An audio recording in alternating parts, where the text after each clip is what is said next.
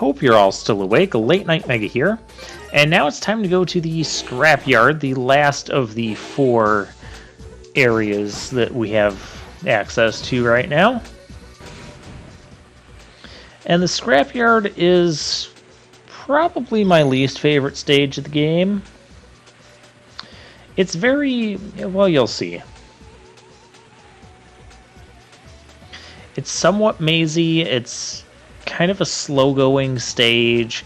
Tons of doors and paths, and I feel like half the stage doesn't really need to be there because it's not really doing much. And then there's some tricky puzzle elements to it as well. I don't mind those as much. It's really just the other bits of the stage.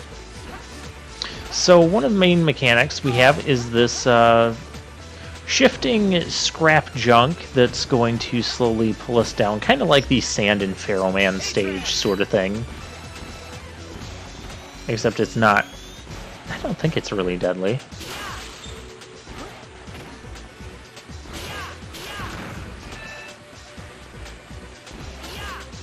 And we've got scrap that's like obstructing some of our view in the foreground.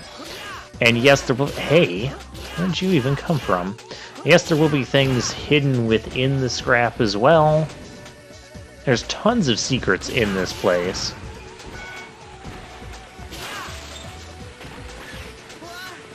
And that's why I went to Model L here, so I can monitor the map and just see like where some items might be hiding.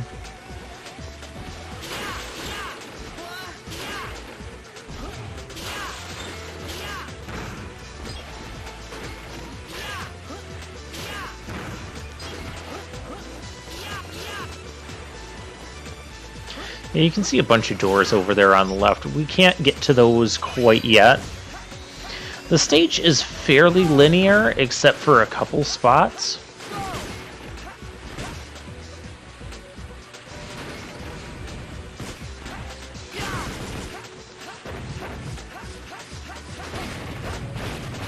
Again, if this was hard mode, I'd be way more cautious about those guys, since we'll have less health.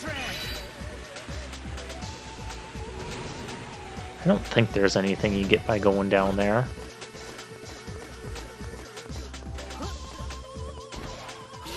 See, like this section, I don't understand the purpose of that. Okay, it connects 2 points, but why did you have to be designed where you needed a connection there? Oh, 1-up, that's nice.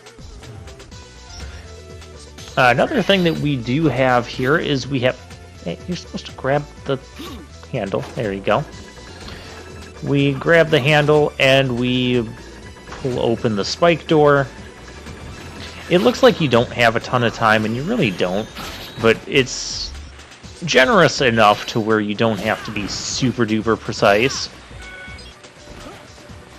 There's also another way we can mitigate the spike wall coming down there. We'll get to that in a bit. Right now it's not necessary because we can still easily just dash under it. Those are instant death spikes. And you can stand on those handles... Excuse me, you can stand on those handles too from up above.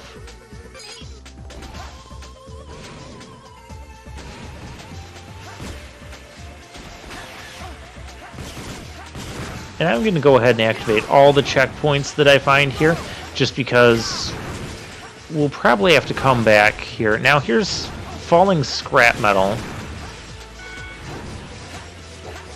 It feels like you have to start jumping like just before you can actually see it to react, because I don't end up dodging this scrap metal at all. You can also destroy the scrap metal. Oh, there I just barely got through without getting hit. Yeah, I guess it is possible.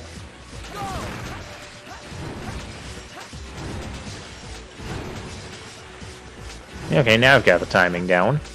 And here's where the stage starts to get mazy. So we've got 3 doors here. Let's pick this door on the right. This feels like progress. You guys know my luck. I will likely find progress before I find the goodies.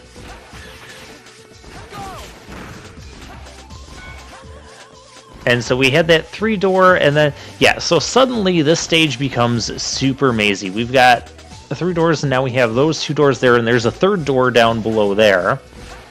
So 3-door split, a 3-door split, and then here's another 2-door split. This is all just on this one path. Oh, hey, guy. Let's not shoot him. It's James, the recycling hunter, and he has a side quest for us. Of course he does.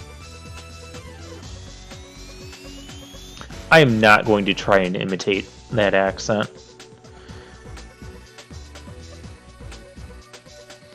Okay, so we have to find scrap. It's probably hidden well throughout this scrapyard stage.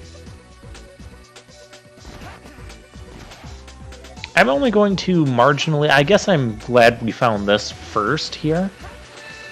Oh yeah, and then we have this section where there's a few doors, 4 doors to be precise, that if you take, you will immediately come to this area. It's annoying. I don't like having 4 doors that loop to the same place. And then we loop back to out here, only now we can grab this. We did hit the switch to turn off the falling debris, so that's good. Those bouncing things, I'm going to have to figure out a better way to fight them for when we get to hard mode. Otherwise, those things are just going to kill me. And we're back to the 3 doors, so let's take a different door. Well, that wasn't productive. And then we go back out, so you can kind of see how this loops around. And you can see that this is why we have a longer episode today. But longer episode means I can share a story about this game. Even though I said I was going to save the story for hard mode, but I think it works here. Well, it really doesn't work here, but... Anyways, so when I was in college, I had this professor that it was like her first year teaching, and she was known for kind of giving out like a lot of homework, or and not necessarily just giving out a lot of homework, but underestimating the time it took the class to do the homework and the time it took the class to do like some quizzes and stuff. And so the first exam was coming up, and everyone in the class was naturally worried about not having enough time to finish, because we only had an hour to take the exam, and well, that's how long our class was. And she couldn't make it longer because some people literally were not able to stay longer due to their schedules or work life or whatever the case may be. And this was an accounting class, by the way. I majored in accounting. It was our 3rd year accounting class, so I think like almost everyone in the class except for 1 or 2 people were accounting majors. So anyways, I was very comfortable with the material for the exam. And so how did I study for the exam? Well, I studied for speed then. And how did I do that? Well, I played Mega Man ZX Advent. Yes, that's right. I used this game to study for an exam in college. And so I was playing like hard mode. I did a boss rush in there and all that. And so just kind of getting my mindset in a place where, okay, I need to think quickly, I need to move quickly, I need to act quickly, because that's what a lot of Mega Man ZX Advent is about. Not so much this stage, because you see, like this whole section, there were no enemies there. It was just kind of, it's just kind of there. And this section that's going to get really annoying. By the way, we do have a life up to find here. I think it's a life up. Okay, so the other way we can handle this, we'll stand on this, switch to Model H. Ooh, and that gets us through that. And then we have another 3-door thing. Oh. Well, that happened. Let's check a different door. Of course. And then we get to go back through it all again! I just like this stage. I mean, once you play through it a couple times and get familiar with it, it's not too bad. But anyways, to finish the story, so I played this game for like an hour to study for the exam, just before the exam. And so how'd I do on the exam is everyone's obvious question. And I was one of 2 people that finished the entire exam within the time limit. And of course, I did great. Did I get anything wrong on it? I might have a little minor error, but I got an A on the exam. So yeah, I successfully used this game to study for an exam in college.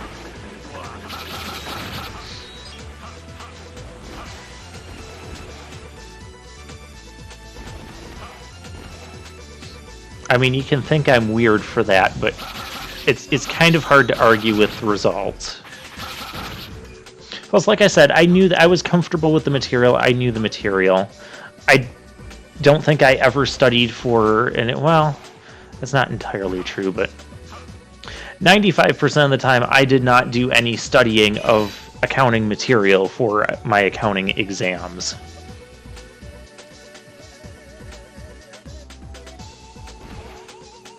Okay, I thought I could give him that thing that we picked up. I guess not. Maybe we have to just collect all the parts he needs. And based on our collecting ancient artifacts from from the floating ruin stage, I'm guessing there's going to be 4 things we have to collect. Okay. We'll go this way, through this really annoying room. Like, the only purpose of this room is to learn that you can hang on ledge. Well, I guess there's also the fact that we shut off the garbage there. Still.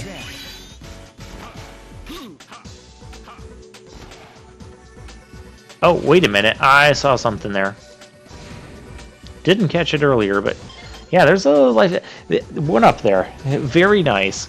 I do appreciate those. I told you there were going to be things that were hiding behind that scrap. Okay, well... So the middle is a nothing loop. I guess let's be Queen Bee and fly around through this. And hopefully not... die horribly. Oh, this looks bad. Yeah, that's very precise. And I'm pretty sure that's what they want you to do with that as well. But we're not going to do it that way. We're going to... Yeah, okay, well, we're going to...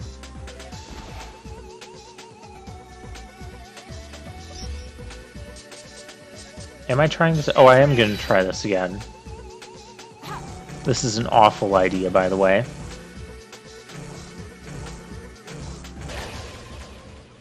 Yeah, okay, we've had enough of this. So I need to get back to this area because I have an idea for how to actually accomplish that and get down there. By the way, down there is where our life up is. Of course, that means we have to go all through the loop again. Do I have another story about how I use this? No, this was like the only time. Well, on further exams, from that same professor, I did employ this studying method again, but it wasn't really necessary for the future exam. It's just that first one.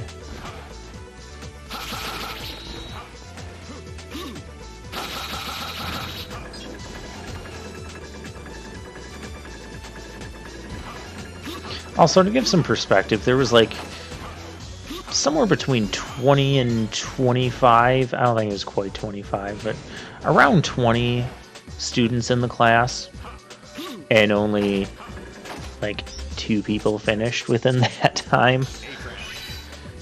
Okay, so what we're going to do, yeah, Chrono Force is just chilling out on this bar here.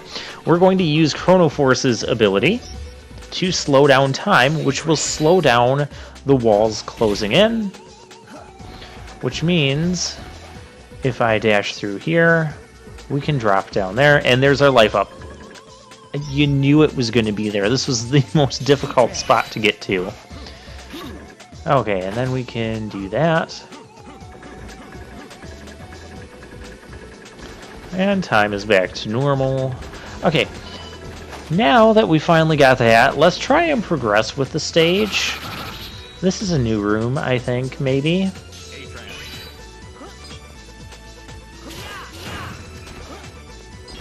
Yeah, this will frequently be the stage out of this group of 4 that I will do last. I'm going to activate this. And check the corners, because I never know if something's going to be hidden. You're going to find one of those scrap things that are needed. Oh good, it's time for puzzles. So we have these switches, and we have these blocks that will move based on the switch, the way you hit the switch. I don't even know what way we want the blocks to be right now. I guess it didn't matter there. And yes, you can get crushed by the blocks, so be careful of that.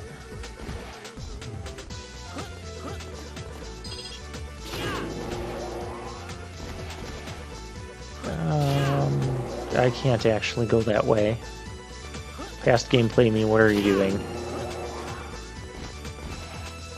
In a game like this, I'm also attempting to... We're going to have to come back here. I know we're going to have to come back here. But I'd like to think I could pick up everything my first try through, so I don't have to come back to the stage. That is not a life up. Enemy in disguise.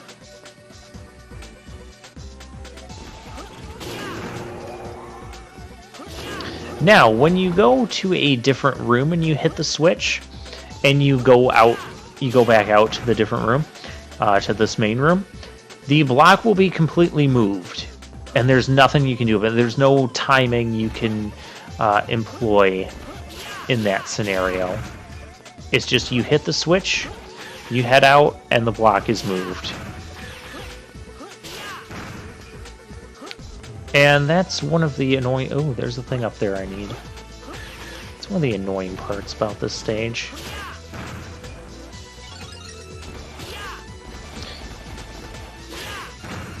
Because again, it just means there's more doors to enter and go through. This looks insanely dangerous. There's a couple ways you could get this. I'm going to go for the most obvious and least dangerous way. Well, you can use Queen Bee. Yeah, there's nothing. I remember like jumping down there thinking there was going to be something down there. That's why I floated with Queen Bee. Queen Bee was one. The other one would be Model F.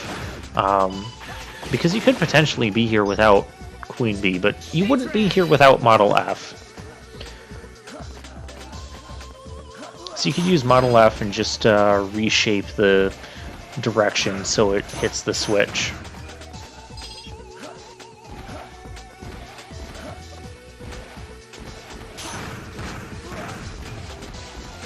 I do enjoy that we're making use of our different transformations and basically require some of the abilities from these transformations, like Model P's ability to pull those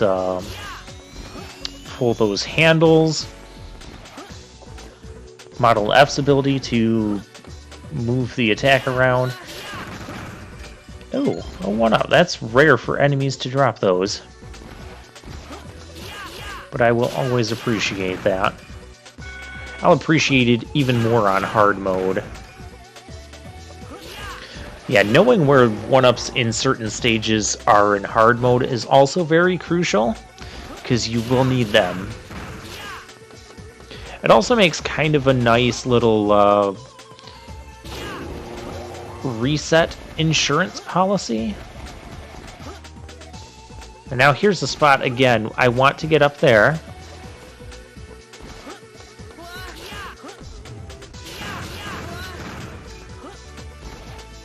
So what we gotta go through like this whole cycle of things again.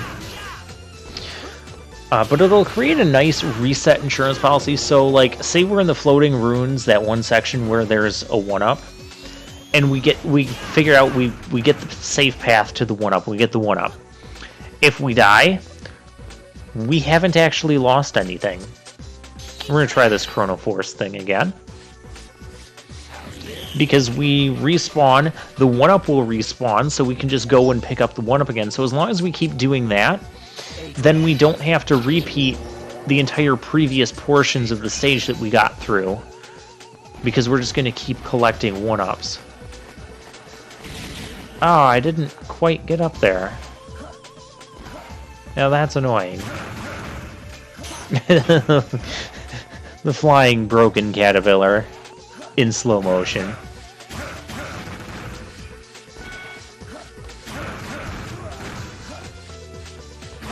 I just like this. I don't even know if I'm supposed to be doing it this way or if there's a different way of getting to that area. We're going to give this another try or two. And then I'll end up looking at the video time and be like, I need to work my way towards the end of the stage. And so my other thought is, well, my first thought is I need to change this buster, which you can only do from the main menu here. That's a feature of the 0ZX collection being on consoles.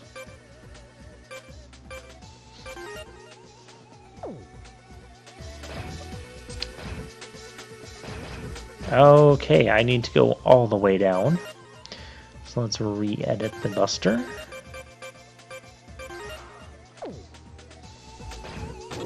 Okay, that does hit. Good, I think. So now we will go to Chrono Force, but the issue I had was not actually with not hitting this in time. And I kind of realized this as I was doing it, because remember I got stopped over here underneath. And I could go to Reploid form and maybe start to crawl under this, but then I'd have to morph to something else. This is definitely not what you want to be doing. Queen Bee can't get her fat butt through there fast enough.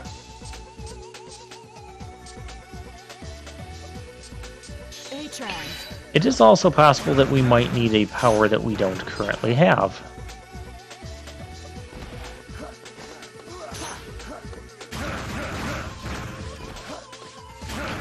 But regardless, we have to go through this sequence again. I told you this was a long and boring stage. If you're still with me, I appreciate it.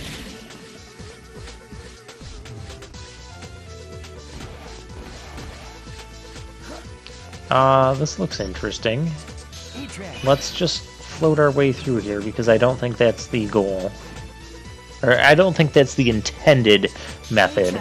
It's the method I'm going to use.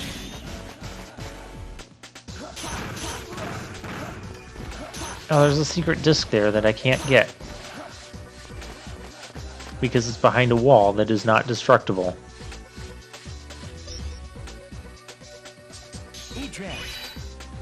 I think the main way to get it is to flip the switch and get the one block down.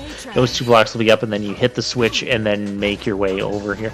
Yeah, I totally didn't do it that way.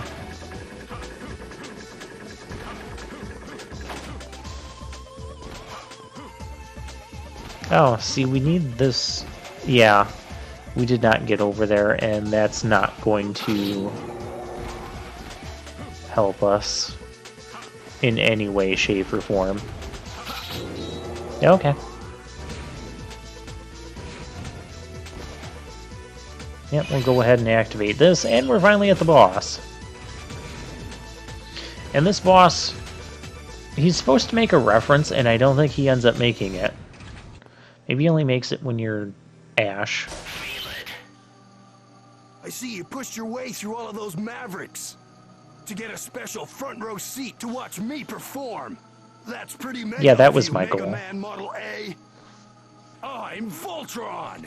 I play the part of the prince. who kisses Model W's and wakes them up.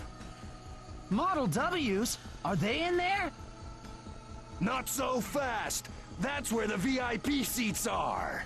I'm afraid you can't go in there. What do you say we start the show? I like how he Play sticks guitar, to his and you'll musician sing the theme. vocals. I'm looking forward to the finale as you scream your last breath. He's supposed to tell us he's going to give us a mega death. But he didn't do that.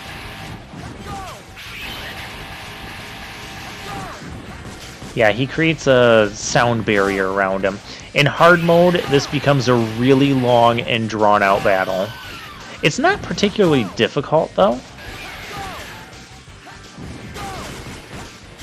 You can see he does summon these scrap things, and you do want to destroy at least a couple of them. Destroy them as you get the opportunity to. Like, notice how I'm still ignoring that third one because I'd rather damage him. No, hey, don't be smacking me with your guitar. What are you, Jeff Jarrett?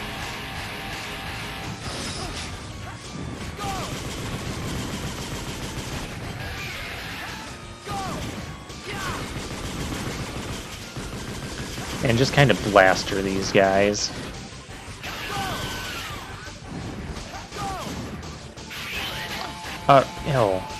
Oh yeah, and now once he broke open that left speaker... What? This was supposed to be Mega's death concert, not mine! Mega's death... Okay, I guess I can take that.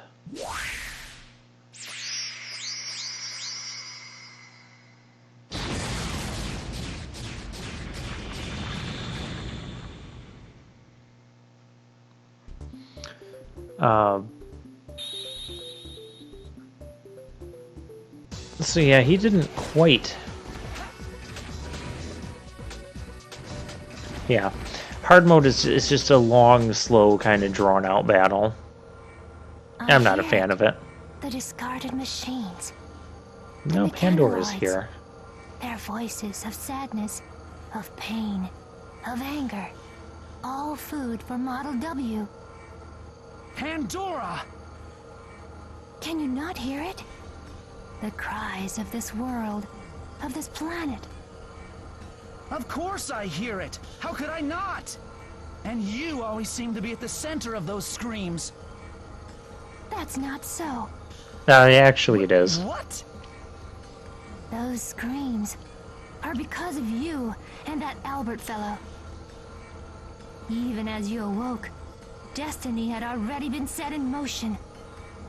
What the heck are you talking about? The time will come when you shall know everything, and you will be driven to despair. I'll know everything?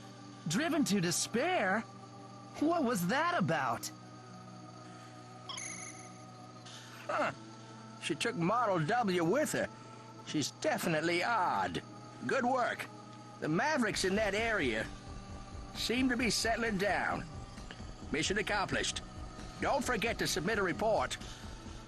But anyways, his big speaker, whenever he starts playing his music, will, if you're standing by that big speaker, it'll actually just kind of paralyze you in place. Really annoying. And he can open up a speaker on the right side. He didn't quite get that far. The battle didn't last long enough for him. In hard mode, he will almost always have both speakers opened by the end of the battle, and by the middle of the battle. But there is a cool trick about having Ash in hard mode. Yeah, that hover does take a lot of stuff, so we can deal with the counterweight by clinging to the wall. That's pretty much all this guy's good for. I never really use him for battle or his hover or anything. Which, that's fine. It's something that none of the other transformations can do to get through that thing. So that's nice how ZX does have unique properties that of each transformation that they can get through. And that's why the Metroidvania aspects and ideas work a bit better in Mega Man ZX Advent. And with that, we can go back to that one main area, and we'll do that next time.